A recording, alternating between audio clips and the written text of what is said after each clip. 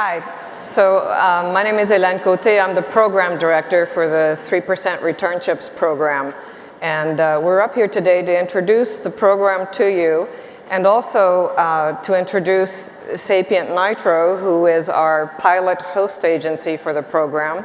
And they're going to talk to you a little bit about their journey. And so I'd like to pass it over first to Donald and Carrie. Thank you. Thanks, Hélène. Hi, I'm Donald Chestnut, and I'm Chief Experience Officer at SapientNitro. I'm Carrie Elmsley. I'm Executive Creative Director at Second Story, which is part of SapientNitro. Really short. And today we're going to be talking about supporting career returnships, this program that Hélène has just introduced for us. I'm going to start for a minute and talk to you and introduce this guy. This guy is very smart, kind of well-dressed, creative director who just founded his own agency, doing very well. He probably would be very embarrassed and a little maybe horrified to know that he shares more in common with this guy than he realizes. And for those of you that don't know who this is the OG Don Draper. This is Ward Cleaver, the original kind of model of TV 1950s America. And as much as we all think that that model is not really in existence today, it is. A model where kind of the world looks kind of like this, a model that we're calling the Ward Cleaver model or the Don Draper model for that matter. It doesn't matter what you call it. As much as we think it doesn't exist, it does. And that model is kind of assumed and defined by things like your career is really defined by FaceTime, that your career makes its most progression in your 30s. There's a number of other expectations, but the one that I would point out the most is the one that's at the bottom. A strong preference for continuous linear employment histories. Kind of from start to finish, you've worked your way up the ladder, you're successful now, you're at the top of the pyramid, whatever it might be. And those still exist as much as we say, and we'll talk about kind of valuing work-life balance and valuing outside experiences.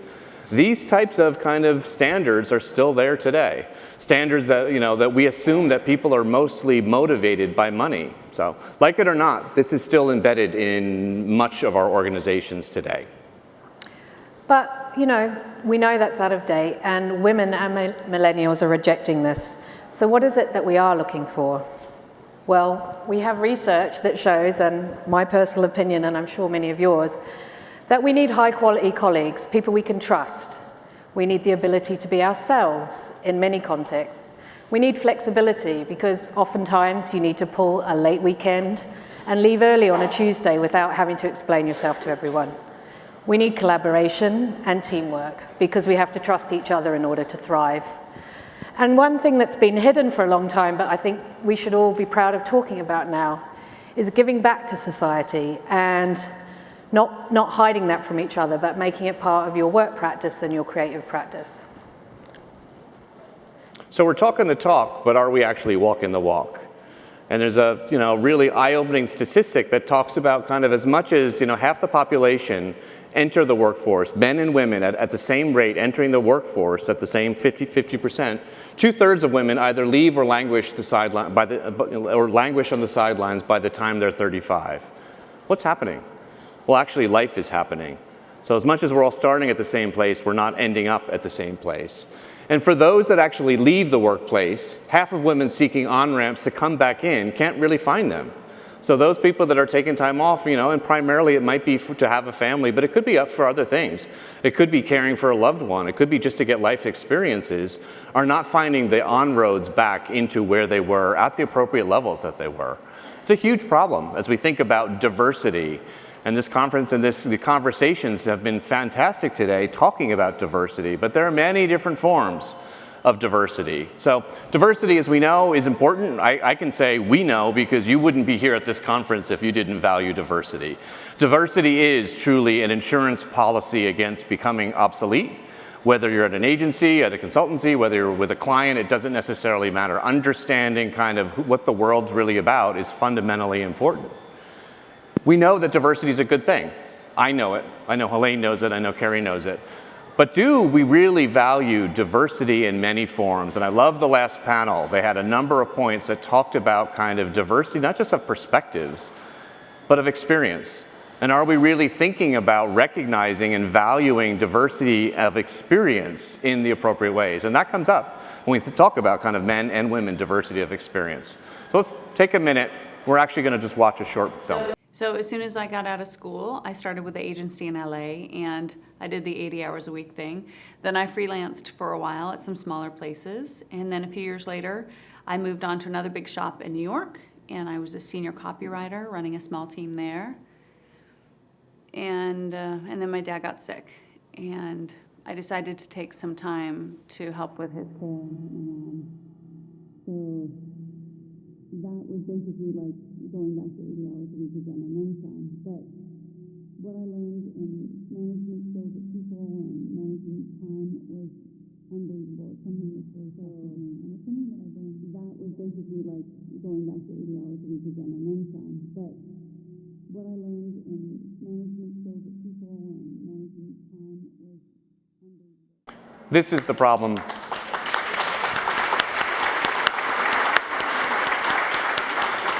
This is the problem that we know exists that I don't know that we necessarily really recognize and actually are making movement on addressing. And that's what Hélène and the program that we're about to talk about seeks to kind of address. At Sapient, we are a core values-driven company. If you have ever worked there, if you've known people that work at Sapient or SapientNitro, you'll hear us talk about our core values. And one of those core values, our purpose, is enabling human potential. We are about giving people opportunities. That means our clients, that certainly means our employees, that means our clients' consumers. So the new chapter in this really is founded on those core values, and we're here to launch our return program. Where returning doesn't mean starting from scratch. Where returning means your experience outside of the workforce is credited and is part of the evolution of your new career. And we're really proud to welcome our first participants on the program, Carol Hansen and Rainey Ortega. Are you guys here? Carol and Rainey, are you here? Rainey. Hi, Rainey. There we go. Rainey is. Hi, Carol. You know, this is not an and or an or thing, it's an and thing, because we value diversity in experience and in ourselves. We're asking ourselves to be intentional about valuing these skills acquired outside in life. Where managing childcare can mean you can lead a team very easily. Where caring for someone seriously ill and navigating the pitfalls of healthcare means you can manage risk and you can prioritize without fear. Where traveling the world with no apparent purpose for 2 years means you've learned to negotiate cultural differences and you can negotiate in a boardroom with more skill than you ever thought you could. This is what a good returnship program is about, and this is where we're putting our money where our mouths are. So we believe making a life shouldn't erase your chances for making a living. Life experiences are important. They're important to the jobs that we do in the day-to-day. Being an at-home mother can actually make you a better project manager or a better creative or a better strategist for that matter. So how do we actually think about and actually put this talk into action? And that's actually what the REturnships program is about. So we have a digital experience, and kind of Carrie will tell you a little bit more around kind of the program. Yeah, so the site invisible.career is launched today, and what we'd really like you to do is to share your stories of what you've earned and learned outside of the workplace, and use it as a platform not only to create change momentum, but also to advocate in your organization to bring returnships back to life. And Hélène's going to tell you all about the genesis of that program and how it can be tailored to your organization and how you can forward this movement. Thank you. Thanks, Hélène.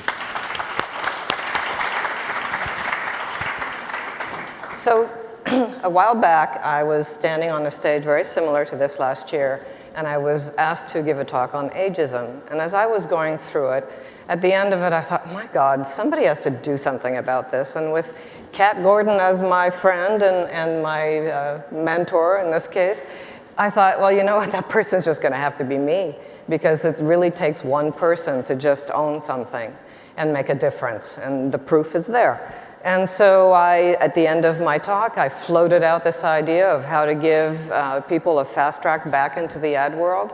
And one woman jumped up out of the crowd and said, I'm in.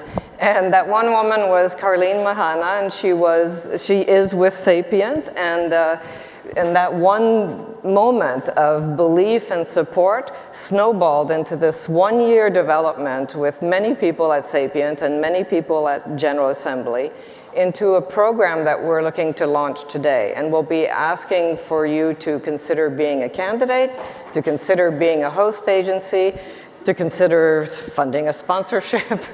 So basically it's, oops, so next, there it is. Thank you. All right. It's the big green one. So when I launched this idea, I thought, God, I'm brilliant, just like all creatives. I just had a brilliant idea. And I did a little more research, and I went, oh, it's not a new idea at all. Actually, it's trademarked by Goldman Sachs, and they launched it in the Americas in 2008. And they found that they needed to have a way to bring some of their staff back that had been absent. And in many cases, it's to have children and the like. And the idea was to fill the resume gap. In other words, the resume doesn't mean that your career ends anymore. And what's happened is it's been very successful for them, and they are now consistently hiring out of this very homegrown hiring pool of candidates that are already preconditioned to their culture and everything, and it's turned out to be a really great, successful project for them, and they've taken it elsewhere across the world. So who else is doing this? Well, it's not so crazy, because if you look at some of these names, they're pretty big. They all happen to be in finance, except for maybe Vodafone. But, and I thought to myself, well, why not in advertising? I mean, if you think about it, this is an idea whose time has come finally. There's like awareness of women, suddenly being out of the workforce to have children, and it's time to do something about it. And we all know what our hiring, or what our business model looks like. It's like been like this forever. You win a client, you hire a lot of people. You lose a client, you downsize a bit. So these are natural events that occur in our industry that all the time. And they are opportunities for people to fall out, to go between the cracks and to not, find their way back in. So even by just having this business model, never mind the fact that women leave to have children or go help elderly parents and all those other things, this is an industry that can really benefit from something like that, as well as the fact that there's experience of knowing how to manage a project, how to navigate a client, how to negotiate with a client and how to behave. So it's an important skill set that just seems a shame to waste. And why 3%? Well, we all know that women are more affected by this, as Donald pointed out, and Carrie. And it could be for a number of these reasons. All of them tend to be women. And 3% is consistently going beyond the gender gap. So they've embraced mentoring, they've embraced ageism, and now a career return track. Thank you. And so what the program consists of is basically a brokered relationship between General Assembly to do all of the in-demand digital training and provide the skills needed to update someone's skill set. And then SapientNitro is the host agency for our pilot program, and they provide the experience. And what I came to realize based on my own experiences, what the secret is, the secret sauce is really the two things together. You could take courses all you want, and you're still not going to have the current skills and experience and the refreshed resume that you need to be at a competent level with everybody else out there. So this, I think, we think is going to be the secret sauce to make this actually stick and give people a chance to get back into the market. So the retraining is with General Assembly.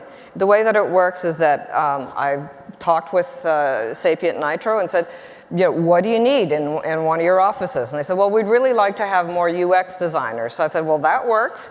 So we went through trying to find a candidate that was interested in getting back into the agency world and doing UX design. And we found a perfect candidate for that. And she started her training about 10 weeks ago, I believe, and she's doing really well.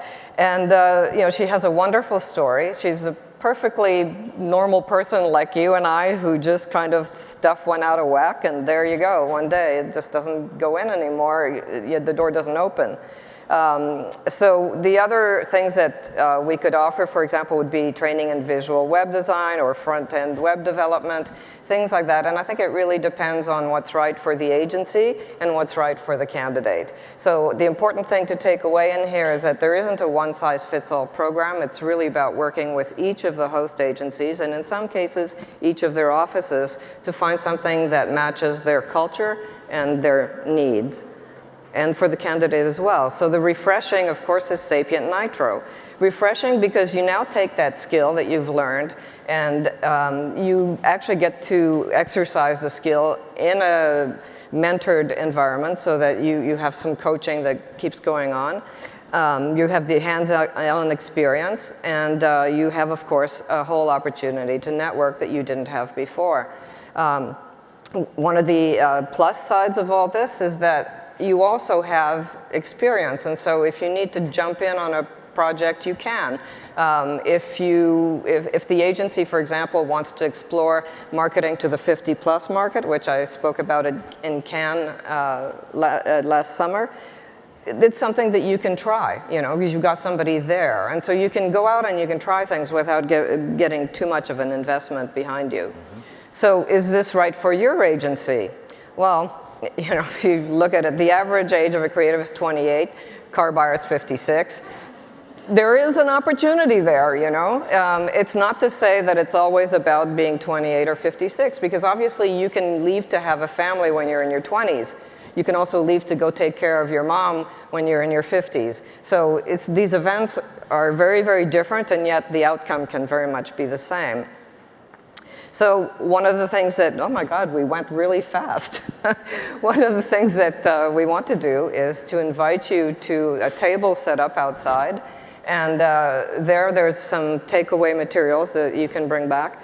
Meet our pilot candidates, who are absolutely heroic and wonderful. We're so proud to have them be with us. And see if becoming a candidate yourself or someone you want to take it back to, or become a host agency. I think it's a great opportunity to be able to have someone on board try out something new. And you have to keep in mind, it's a 3-month or 1 or 3-month internship that you can get into. It's really up to the agency structure.